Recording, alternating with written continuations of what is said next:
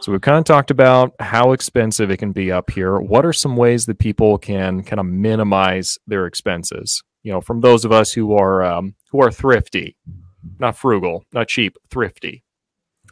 Well, even being frugal, I think just means that you're smart with your money, no matter how much you have. So, I think there are a lot of hobbies that take a little bit of an investment up front, but are important. It's really important to invest in hobbies in Alaska to keep yourself busy. But you can go fishing from shore in a lot of places, but it just takes a little bit of an investment for the waders and your fishing poles and stuff. But just find some hobbies, and because in the long run, those things will be less expensive than, like chartering things all the time. I think just making sure that if you are a family, you got a meal plan. Like, you don't want to be wasting all that food that's really expensive. Use the things that, try and harvest things in the summertime that you can, and then use those things throughout the year. Don't just let them go to waste in your freezer. Buy things when they're in season. I do not buy berries at Costco because my kids would eat them in 30 seconds and I'd be like, that was $20 worth of berries. We pick berries in the summertime. We have them in the freezer. We eat them as much as we can. We gorge ourselves on them in the summertime. And then we just kind of live without some things sometimes because the price is just too high, and that's okay. So those are some of the ways that I would say. Yeah. Where did you go to get the berries this year? Because I went to Hatcher's Pass, and I went, no joke, up there 3 times. It was either way too early, or it was like right on the tail end, or they were like completely picked clean by the time I got up there. So where did you go, and what time did you go there? Well, we are spoiled rotten. We get them at our cabin. They are Alaska huckleberries, so you're not going up in the mountains. A lot of the coastal villages have really good huckleberries. So a lot of people think going up in the mountains and getting the tundra blueberries, but you usually have better luck if you go to like Girdwood and get the berries that grow on the big bushes, or Whittier has awesome berries in the fall. So coastal towns, think coastal towns, and go up on a hike, and then you can usually find a lot more berries. Homer, we get, like I said, we got them in Seldovia. People always are like, come hiking with us. But I got like 10 gallons and was like, I'm good. Like, I don't need any more. And then raspberries grow amazing in Alaska. We have an acre almost of raspberries, or maybe more like a half acre. So we put up tons of jam, tons of berries from those.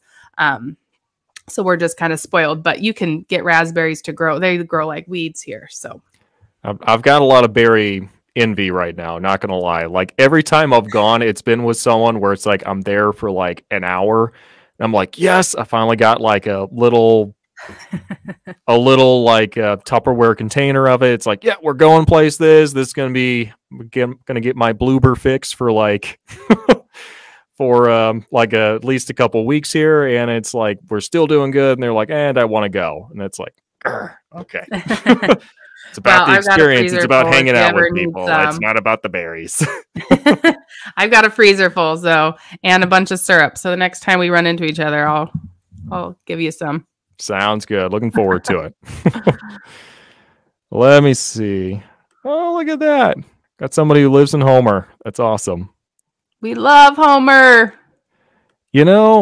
I like Homer, but it is just so far to get out there. Like, it is, yeah. It's literally the end of the road. So I drive there every month in the summertime, and it's just an adventure to me. And I look forward to it every time. I have several videos on our channel of us driving, just to show it off, because it's just my favorite.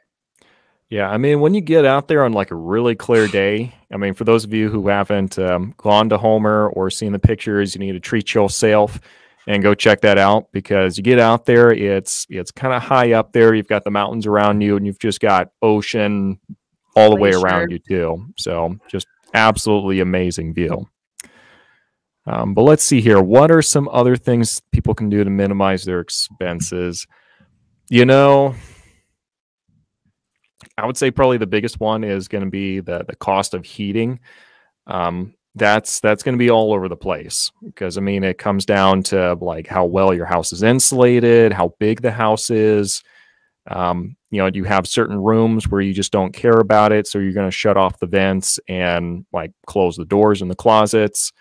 You know, within reason. I'm not talking about letting it freeze, but you know, it's rest of the house is 65. It's going to be okay. And then like what temperature you're going to set the house at. Like, and this goes all over the place too. Like I lived up here for quite a while, and 65 absolutely lowest I'm willing to go. Like I hate it when I visit someone, certain family members, and I walk in there and the thermostat's like 55. It's like, what are you doing, you maniacs? So yeah, that's going to be a big one. Let's see. And let's see. I know this is a question some of you are going to ask, kind of an average bill. So just to give you some perspective, I have about a 6,000 square foot fourplex. I pay for the heating on it. The biggest bill I got last year was just over $600 for a 6,000 square foot fourplex. You know, with tenants who knew they weren't paying for the heat, so they kind of just did whatever they wanted with it. So kind of keep that in. Ours averages out to about $200 a month, but you got to keep in mind if you are thinking about moving to Alaska, and it varies widely depending on where you live. So here in Anchorage, Eagle River area, you are able to we are plugged into the municipal gas, and so we pay a monthly gas bill. Whereas if you live up in Fairbanks and North Pole, you have to have a truck come and fill your oil tank, and it can be really, really expensive. So Alaska is huge, and each town has its own things. So it's really hard to just give a number. Yeah, I mean, especially because, I mean, I've got a wood stove now too. And I mean, you better believe that thing's going to be cranking during the actual cold months. Yeah. You know, I had it installed and kind of went crazy there for a little bit. And I was like, yeah, fire every night. You know, we're going to get it up to 78 every single night. And that was awesome. But I was like, you know, every log I'm burning now in October, I'm not going to be able to burn during February when it's actually cold. So yeah, I've had to just accept my 65-degree existence, at least for a couple more months here. Well, about another month. Invest in blankets, Costco blankets. Yeah, that's a big one. Oh, we got them all over our house. I am always in here just editing my blanket. Yeah, no, that's a must. Electric blankets are really good too, which, yeah, I mean, you can keep a house pretty cold if you have an electric blanket. And like the first time I got one, I had zero respect for it. You know, I just laid down, you know, I cranked it up as high as it would go. And I was like, man, this is not doing anything. Okay, well, whatever. So I went to sleep and I woke up like in the middle of the night, just dying, like so dehydrated. I had to like get up out of bed and like get some water as quick as I could. Like I was just dying. So it creeps up on you. There's some things that, you know, might cost a little bit in the beginning that can then be helpful. You know, like investing in good window coverings. They're going to help you year round. In the summertime, they're going to make it so you can sleep because we do get tons of sunlight and that can really bother people, but they help insulate in the winter. So, you know, you put your blinds down, you pull your blackout curtains that you have for the winter, for the summer, but they help insulate and keep things better. Yep, absolutely. So this is a question I got coming in from Alicia. So heating blocks for cars during the winter, is this a must-have? It's helpful if you live outside of Anchorage. Anchorage doesn't get that cold, but people do have plugs to heat up their cars. If you have to park outside, I would invest in one. It can just really help your engine. I have family members that would never live anywhere that didn't have a garage and will never fill their garage with too much stuff so that they can park in their garage. And that's how we are. We don't park in our garage in the summertime, But in the winter, we make sure we can park in there. Oh no, totally. It's a quality of life thing for me. Yeah.